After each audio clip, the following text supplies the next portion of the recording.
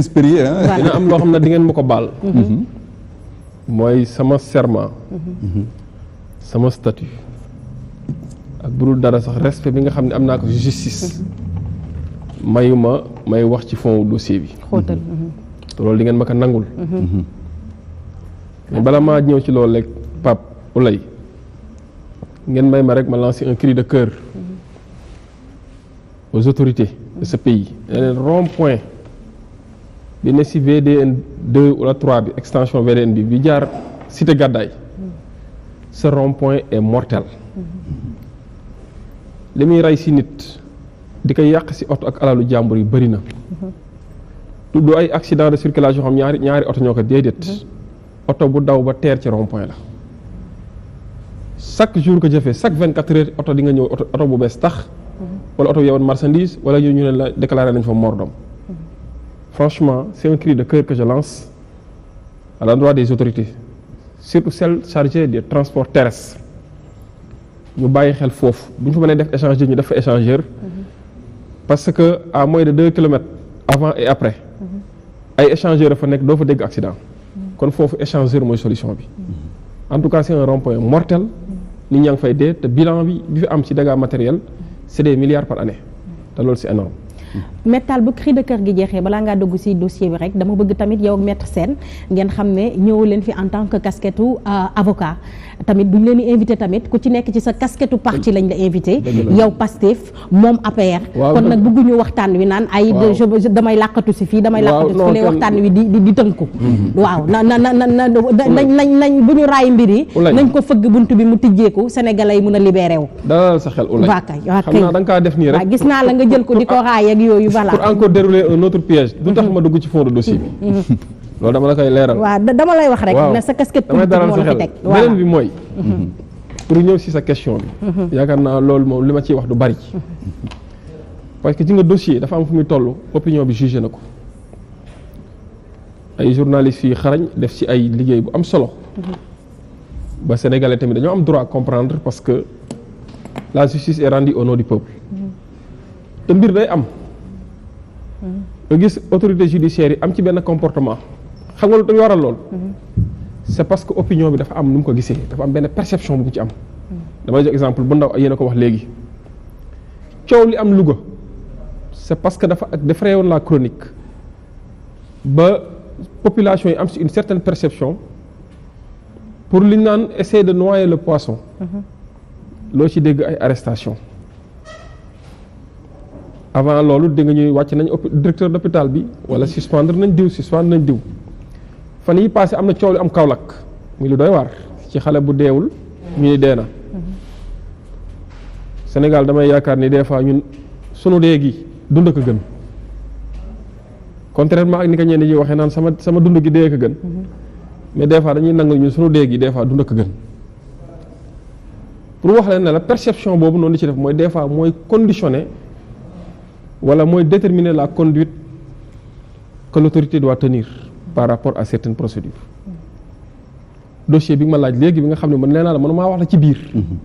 waaye péripéties yi nag man naa see jox sama xalaat. surtout que nag dafa laal foo xam ne man dama faa bokk.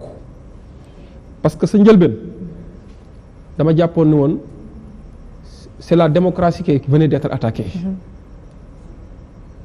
C'est la démocratie qui venait d'être giflée. Et la gifle était tellement spectaculaire qu'il fallait communiquer de sorte que le peuple puisse prendre ses responsabilités. looloo indi leaderu Pastef muy sunu leader ci côté politique amoon une certaine posture wax ci am ci waxee yaakaar naa taxul nit ñi yaafus toog di xool parce que tamit dafa am ñoo xam ne ci ay journalistes lañ. di ay journalistes yu xarañ nekk ay xale yu am taxawaay ci réew mi tamit. moom seen bopp kenn fayu leen kenn jëndu leen def ci ay investigation loolu bu ñu ko xeeb parce que loolu tamit day bokk justice xam nga ñu bëri xamuñu sax luy justice dañoo yaakaar ni justice mooy ñiy sol robe rek dem ci prétoire yi di àtte déedéet. ce n'est pas pour rien bu ñu élire un maire ñu ne c'est le premier magistrat de la ville des fois ñu ne le préfet ñoom ñëpp dañuy représenter justice mooy lu jaar yoon lu yanu maanaa kon journaliste bi des fois dans son office day nekk acteur de justice parce que day bëgg lépp jaar ci yoon mais yemuñ ci loolu dafa am ay développement yu ci am ba nit ñi xam ni nag lii ay caaxaan la dafa am lu ko sooke te chaque jour ñuy dem yàlla nag di gën a wane boppam di wane ni moo gis lépp moo mën lépp te ku fi comploter rek yàlla moo la dàq comploter moom yàlla sunu borom subhanahu wa taala wax na ci biir alxuraan ne je suis le plus grand comploteur pour ne pas dire le meilleur comploteur léegi nag am naa xale bu jigéen bu ma jàppee victime jóg na ñu yuuxuloo ko mu yuuxu ñu waxloo ko mu wax tuumaal koo xamante ni nii am na lu mu représenté ci réew mi kooku tamit wax xalaatam mais xam nga lu ci doy waar mooy ñi nga xam ne dañ ne woon dañuy observer benn silence seen yoon nekku ci comportement bi ñu ci am di coach nag ci suuf véritable coach ba tey jii ñu ngi coach waaye nag dafa fekk peuple boo xam te ne dañoo debout et déterminé am ci jàngat jël seeni responsabilité te boo xoolee li am ba tey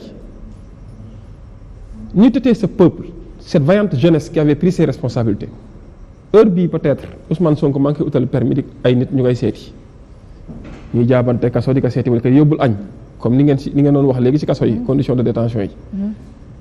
peuple boobu ñoo wane boppam mais nag xam nga lépp looy def xamal li ngay def rek mais bul xam programme yàlla programme yàlla mooy lan bari na ci loo xam ne Sénégalais xaaruñ ko woon sax te feeñ na bari na ci loo xam ne ay Sénégalais jug nañ di ko dox ci suuf ba mu yegg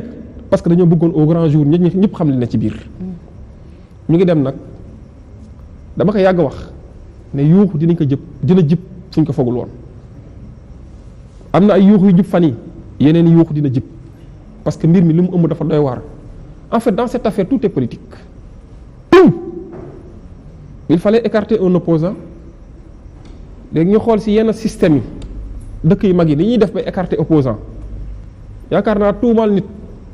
ci lu jëm ci mërs du fi guleet ci àdduna bi am na ci ñoo xamante ni seen i dëkk ay potentiel président de la république lañ foon wala c'était des providentiels bañ leen bëggee écarter de la course wala du champ politique lu mel noonu lañ leen tuumal bi ci gën a leer en France mooy c'était l'affaire Dominique Strauss-Kahn am na ñoo xam ne sax amuñu ay ambition politique mais seeni kaddu ci àdduna bi dafa nekk ay kaddu yu nit ñi bàyyi xel maanaam dañuy wax ay millions yi doomu aadama di leen déglu te la ñuy wax des fois day déterminer comportement nit ñi da leen di defar ñooñu tamit il est arrivé ñu sosal leen tuumaal leen te yaakaar naa su ma juumalee jàngat bi ma ci gën a am ci exemple bi may joxe mooy tarix Ramadan am na nag ci yeneen i dëkk yoo xam te nii bon c'est vrai que du ay état de droit mais da nga ciy gis ne ci ay histoire de mœurs la ñuy comploter ba écarter quelqu'un loolu nag ba mu ñëwee fëgg Sénégal yàlla def ci mbaaxu yàlla ak détermination sénégalais yi ak kiñ ko tuumal dëggoom ak taxawaayam ci biir réew mi wanewu ci ragal wanewu ci yaafus wane ci boppam nag ak ñim ci àndal dëgg ji nag feeñ na bu yàgg léegi nag dinañ ñu jéem a divertir naan ñu oui à un procès wala di wax loo nit mu naan oui à un procès nga jàpp ne mascarade la mais attends loolu dafa yàgg loolu nit ñi la xam nañ ko bu yàgg mascarade boog di loolu dafa yàgg léegi nag xam nga nit kilifa li olof di wax naan kilifa kenn di ko topp ba mu sës des fois sa doom dina am si yow dëgg sax nga ni ko ba ma topp ba mu sës parce que sa baay laa wala sa yaay laa loolu day faral di am maanaam nit ki day ñëkk weeru na mais nag danaa non du ma lâché parce que su ma lâché rek c'est une catastrophe am na sax ñu naan tey jii bu ñu bàyyoon mu sedd effet boomerang lay créer c'est-à-dire li mu nar rek conséquences yi ñoo désastreuses si ñi ko def dégg naa sax am ñiy wax naan il faut que ñi nangu lâché kenn ki comme egg si na fii bala muy yàqal kilifa gu mag gi ñu lâché ki ko defar mbir mi tëgg ko ñu jëm kaa lâché comme ça mu jàkkaarloo yoon loolu yëpp sunu kanam la mais pour wax la rek li ma la wax léegi rek dafa nekk sama posture moom may wax ci biir dossier bi ak peut-être révélation peut-être am na ñeneen ñu am boobu liberté mais man du ma war a wax li am ci biir même bu fekkee nag Sénégalais yu bëri xam nañ. mais est-ce que maître Sène yaa ngi partagé li nga xamante ne maître Tall moom lay wax parce que moom su ma dégg ci ay xam dafa jàpp ne dossier Adji Sarr mascara la dossier politique la si li mu wax sànq nee na dafa am ko doon xam ba man nag damay jaar si tur bi na ma weddi bu nekkee ne du kooku laa xalaat dafa jàpp ne Mamour Diallo ak ay njoñam ñoo nekkoon ci suuf xam ba tey li nga xamante ne moo fi xew est-ce que yow boobu xalaat ngay partagé si biir dossier bi dañoo bëgg a écarter yi nit baal ma bala ngaa yeggali foofu damaa bëgg wax ne la ki nga tudd turam léegi moo gën a tuuti si ñu doon xam moo gën a tuuti si ñoom ak keneen ak kan am na ñeneen ñoo xam ne ni ñoo ko dàq xam te ñu ngi xam ba tey li si kanam raw li bët du ma tudd tur peut-être Babacar waaye Mamour Diallo moom xam naa ne sànq bi ngay wax peut-être dina ci wax est-ce que maître Sène vous partagez les mêmes opinions Babacar Touré dina ci wax kon joxal Babacar Touré dina ci ñëw bon merci Ouleye bon je pense que am na tuuti benn li ma njëkk a noté ci intervention mon jeune confrère Tall mooy ay paradoxe c'est-à-dire il y a des contradictions parce que à ce que je sache si je ne me trompe vous êtes avocat constitué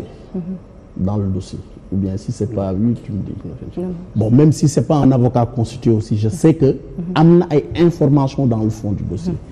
et il a commencé et je salue cela d'ailleurs dama koy saluer parce que un avocat et un vrai avocat effectivement da ngay regardant par rapport à tes règles de déontologie ñun suñu règle de déontologie dans notre corporation nous interdisent que bu fekkee dossier am na waroo ci wax loolu la commencé mais par contre dafa jël beneen mbubb bu mu sol c'est la casquette politique pour parler du dossier moo tax su ma répondre ak sa question bi mënu ma d'accord ak maître Tall parce que du ma d'accord ak moom parce que waxul en tant que juriste en tant qu'avocat mais en tant que politique la wax te li mu fi wax yëpp waxu politique je pense que dans ce dossier là bon man débattre naa ci débattraat ci te du ma ciy débattre aussi dama ciy débattre sur des principes mais li nga xam ne également wàllu politique la dañ koy teggi te dafa am léegi lu ma dégg loo xam ne nii ça m'a fait tiquer et puis daf ma jaaxal et ça me daf may jox samay interroger wu mais est-ce que aujourd'hui du côté de Pastef on n'a pas mis en place une machine boo xamee ne que ni tey mooy conduire ce dossier parce que quand on me parle de journaliste d'investigation dans un dossier judiciaire